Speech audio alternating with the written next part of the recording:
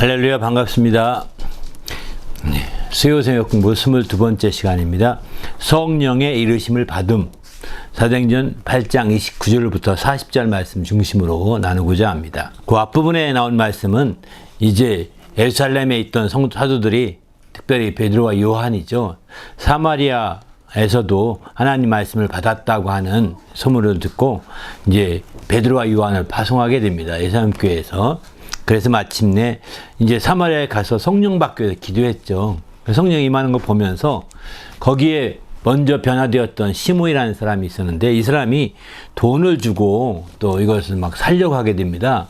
그때에 책망을 듣게 되고 회개하게 되죠. 그렇게 해서 이제 사마리아에 처음 성령 받는 그 사건이 이제 말미가 되고, 이제 이어서 이제 말씀하신 말씀에 보면 사마리아에 그 활동하던 빌립을 이제 저 멀리 가사로 내려가는 길이라고 했는데, 그 가사는 가자입니다. 지금의 가자지구라고 표현하시죠. 그 가자지구로 이제 거기가 바로 남쪽에 있는 사막지대거든요. 거기 거쳐서 에티오피아로 가게 되는데, 거기로 가라 이렇게 지시를 받게 됩니다. 일어나서 남쪽으로 향하여 예루살렘에서 가사로 내리는 길까지 가라, 이런 명령을 받고, 이제 그 빌립이 그 성령의 명령을 받고 떠나가게 됩니다. 가서 이제 에티오피아 여왕의 그 내시였던 간다게를 만나게 되죠. 에티오피아 여왕인 간다게의 내시네요. 내시 이름이 간다게가 아니라 여왕 이름이 간다게고, 그 내시를 만나서 복음을 증가하는 장면이 오늘 성경 공부에 주된 내용입니다. 그래서 이제 오늘 본문의 내용을 보게 되면, 빌립이 에티오피아의 그 내시를 이제 만났을 때 성령께서 이제 빌립에게 이르기를 이렇게 말합니다. 이 수레로 가까이 나가라. 성령이 이렇게 이르십니다. 이 이르심을 받은 이 빌립이 달려가서 선지자 이사야에게 읽는 것을 듣고 말하되, 읽는 것이 깨닫느냐? 읽는 것을 깨닫느냐 묻습니다. 그때 이제 그 내시가 말하기를, 이제 지도해 주는 사람이 없으니 어찌 깨달을 수 있느냐 하고 빌립을 청하여 수레 위로 올라 같이 앉아라, 이렇게 해서 얘기하기 시작합니다. 읽는 성경 구절은 이것이니, 읽었을 때 이사야서 53장 7절 8절 말씀을 그 당시에 읽고 있었습니다. 그때 그가 도살자에게로 가는 양과 같이 끌려가고 털 깎는 자 앞에 있는 어린 양과 같이 조용함 같이 그의 입을 열지 아니하였도다. 그가 굴욕을 당했을 때 공정한 재판도 받지 못하였으니 누가 그의 세대를 말하리요?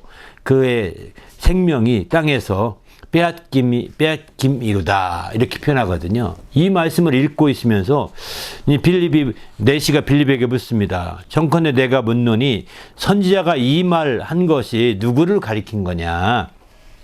자기를 가리킴이냐 아니면 타인을 가리킴이냐 라고 이렇게 질문을 하게 됩니다. 이때 빌립이 이제 이 글을 읽어서 예수에 대해서 가르치게 되는 거죠. 이 글은 곧 예수님께 대해서 예언한 것이다. 장차 오실 메시아가 이렇게 이제 우리를 대신해서 고난을 받으시고 어렵게 될 것을 이제 가르치게 되는 거죠. 이렇게 해서 예수를 가르쳐서 복음을 전하게 됩니다.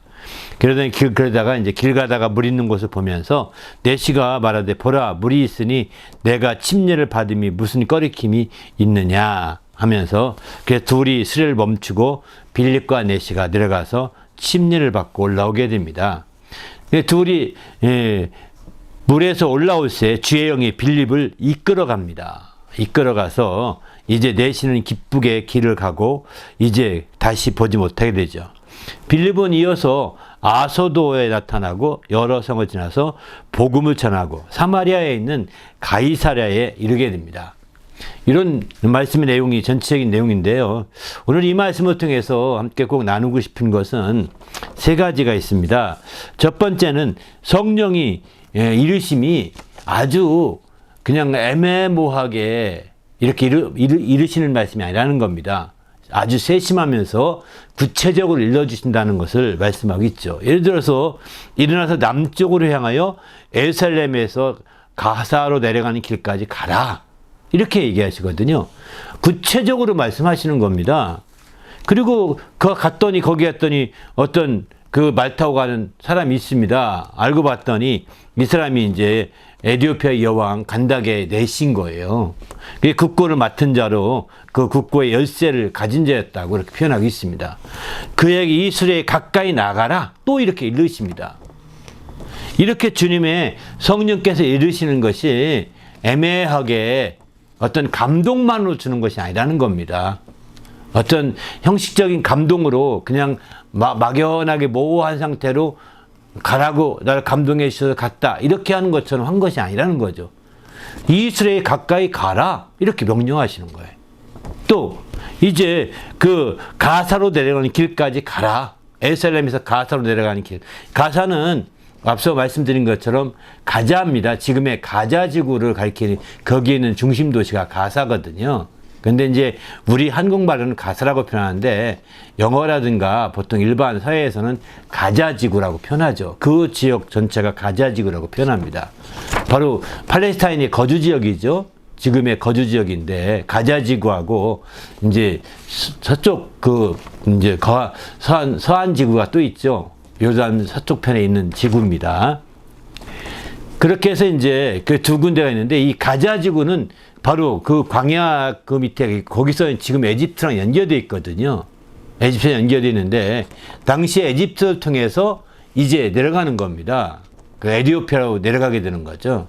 지금도 에티오피아랑 에집트랑 같이 국경이 연결되어 있다고 합니다. 그렇게 해서 연결되어 있는데 그 가자지구에 그 거기까지 가라고는 구체적인 지시를 하시잖아요. 세심하게 이르시잖아요.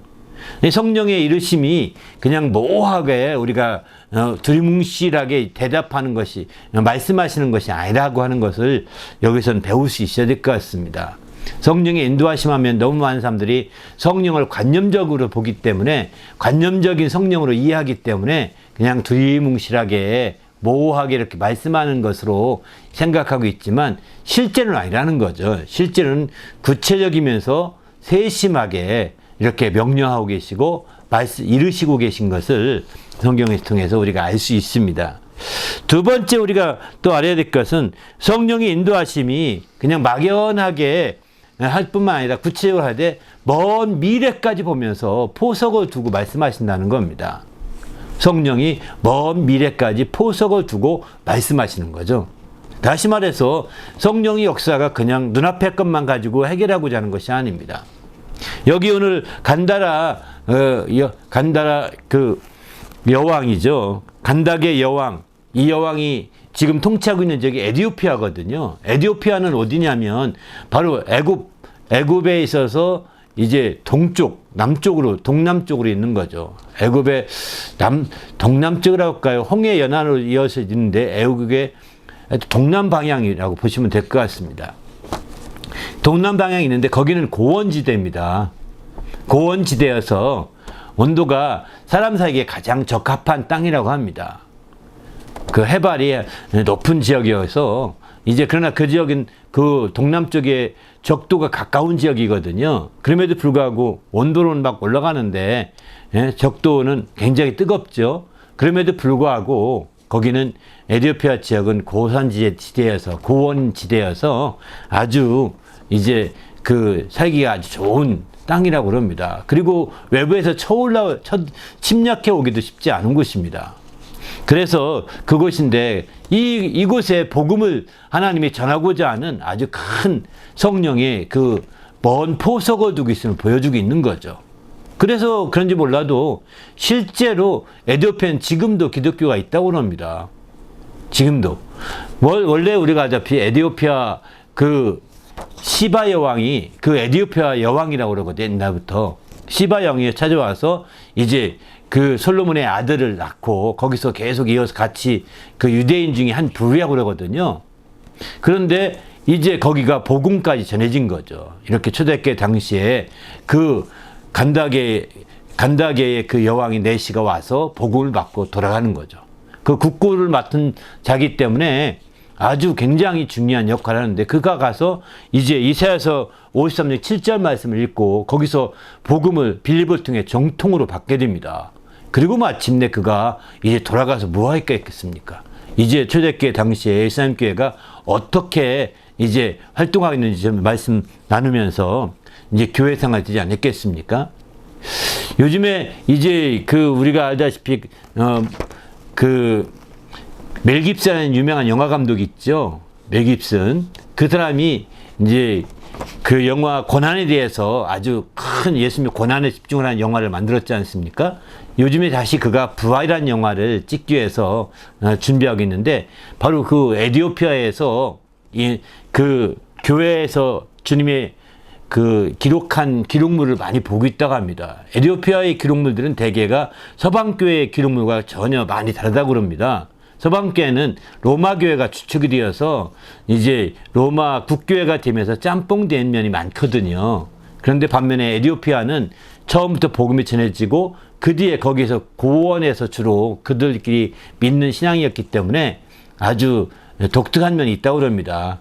거기에 부정적으로 보면 너무 이제 부정적으로 볼 수도 있고, 좋게 보면 좋게 볼 수 있는 부분인데, 정확하게 그게 하나님께서 우리 주님이 부활하신 후에 에티오피아에 가서 가르친 내용들이 있다, 이런 얘기도 하거든요. 그래서 이런지 몰라도 하여튼 연구를 하는데, 에티오피아에는 놀라운 정말 하나님의 역사가 계속 이어지는 것 같아요. 놀랍게도 그 뒤에 에티오피아에는 계속해서 고원지대에 있기 때문에 식민지가 되지 않았습니다. 식민지가 되지 않았고, 이 나중에 2차 세계대전 때인가요?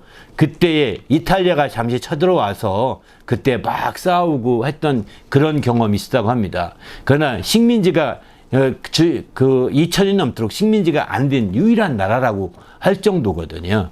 그만큼 이제 에티오피아에, 그러니까 순수한 복음을 계속해서 하나님 말씀을 유지할 수 있는 좋은 계기가 되었겠죠.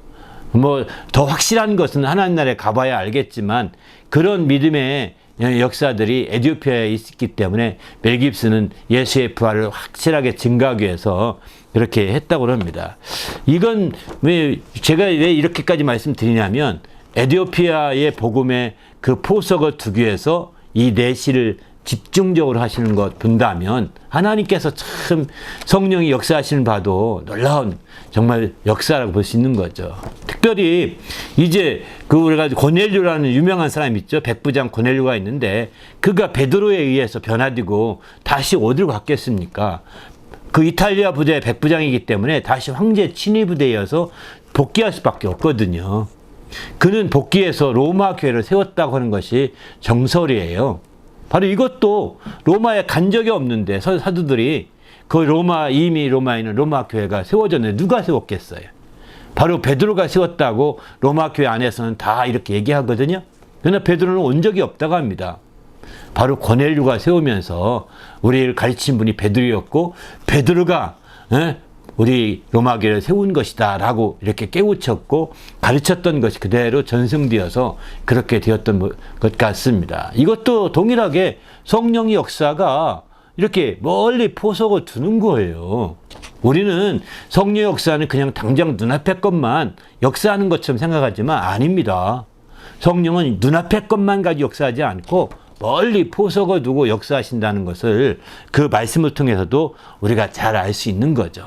우리도 주님 안에서 성령의 역사가 눈앞에 있는 것만 일처리하기 바쁜 성령이 아니라 멀리 포석을 두면서 이렇게 복음을 전할 수 있는 그 틀을 만들어 간다는 것도 우리가 봐야 될 것 같습니다. 특별히 이제 세 번째는 또 여기 생각해 볼 것은 이제 이렇게 말하죠. 성령의 역사는 조용조용한 역사가 아니라 아주 큰 어떤 이적이라는 거예요. 큰 기사와 같은 역사들도 함께 성령 역사를 있게 됩니다. 성령이 임하게 되면 방언이나 말하고 병이나 고치고 이렇게 왔다 갔다 조용조용하게 이런 스몰 스케일의 역사가 아니라, 그런 스몰 스케일의 역사로만 생각할 것이 아니, 그런 것도 당연히 있겠죠. 그런데 여기 보게 되면 이제 성령이 여기 특별히 성경이 이렇게 말하죠. 39절에 보면은 둘이 물에서 올라올 때 주의 영이 빌립을 이끌어 간지라, 이렇게 표현하지 않습니까? 바로 주의 영이 빌립을 이끌어 갔다. 이 얘기는 성령께서 그를 이끌어서 사마리아 보낸 겁니다. 지금 가자 지구에서 사마리아로 간 거거든요. 아소도라는 곳에 이르고 거기서 조금 올라가면 가이사라라는 곳이 있거든요. 가이사라가 당시 로마 총독이 있던 곳입니다. 사마리아에서도 북쪽에 있던 지역입니다. 북쪽에 있는 해변가에 있는 도시거든요. 로마 그 가이사라를 위해서도 완전 도시고 총독 그 본부가 있는 거거든요. 근데 거기서 한참 가사까지 내려오려면 저기 갈릴리 호수에서 에삼까지 갈 거리에 그 거리를 지나가야 되는 거예요. 그거를 이제 거기까지 가라 해서 그냥 쑥 가고, 또 여기 이끌어간지라 할 때 이끌어갔다는 표현은 순식간에 이동했다 이런 표현과 같은 거거든요. 그러니까 사마리아에서 복음을 증거하고 열심히 바빠 일하던 빌립에게 가사 내려가는 길까지 가라 이렇게 하시고, 그냥 그때도 그냥 혼자서 일주일 보름 걸어서 갔겠습니까? 아니라고요. 제가 볼 때는 성령이 이끌어 가신 걸 생각합니다. 또 물에서 둘이 올라올 때 성령이 이끌어 갔는데, 이때도 그냥 너희가 그럼 보름 뒤에 일주일 뒤에 갔겠습니까? 그 아래 표현들 보게 되면 일주일 뒤가 아닙니다. 성령이 그를 이끌어서 금방 짧은 시간 내에 가서 거기서 아수도 거쳐서 복음을 전하다가 가이사라까지 간 거죠. 이게 긴 시간을 압축해서 우리가 말했다고 할 수도 있겠지만, 성령의 역사는 이렇게 스몰 스케일의 역사만이 아니라 또 라지 스케일의 역사일 수 있는 거죠. 굉장히 큰 스케일, 정말 성령께서 막 이리로 가게 하시고 저리로 가게 하시고 땅끝까지 가게 하시고 이끌어 가시는 이런 역사들을 여기는 볼 수가 있는 거죠. 이렇게, 그래서 마침내 사마리아가 주 사역지였는데 갑자기 저 남쪽까지 보름 걸려 가는 그 거리까지 가게 하더니 또 순식간에 옮겨서 또 사마리아에 가서 일하게 하시는 성령의 모습을 보시기 바랍니다. 이게요, 성령의 역사가 그저 조용조용하게 스몰 스케일의 역사가 아니라, 그렇게만 끝나는 것이 아니라 더 놀라운 역사도 가능하다는 것을 이렇게 보여주고 있습니다. 아무튼 성령의 이르심이 그저 막연하게 이르시는 것이 아니라 구체적이고 세심하게 이르신다고 명령하시는 것이고, 또 두 번째는 성령의 역사가 이제 그 인도하심이 그냥 눈앞의 것만 처리하는 일이 아니라 먼 포석을 두고 이끌어 가신다는 것. 세 번째는 성령의 역사가 작은 규모의 어떤 역사로 끝나지 않고 큰 규모의 막 거리를 이동하는, 큰 공간의 거리를 초월하는 이동하는 그런 역사까지 함께 펼쳐지고 있다는 것을 볼 수 있습니다. 우리도 주님 안에서 이런 성령의 역사를 정말 온전히 함께 경험하고 체험할 수 있는 성도가 되시길 바랍니다. 사도행전은 이런 것들을 다루고 있습니다. 바로 빌립은 성령의 이르심을 받아서 이렇게 크게 쓰이지 않습니까? 우리도 성령의 이르심을 받게 된다면, 우리가 그것을 통해서 순종만 한다면 온전히 이렇게 빌립과 같은 놀라운 역사를 이룰 수 있다고 성경은 말씀하고 있습니다. 우리도 성령의 이르심을 받아서 빌립처럼 순종함으로 하나님의 뜻을 이루는 성도가 되도록 간절히 기도하겠습니다.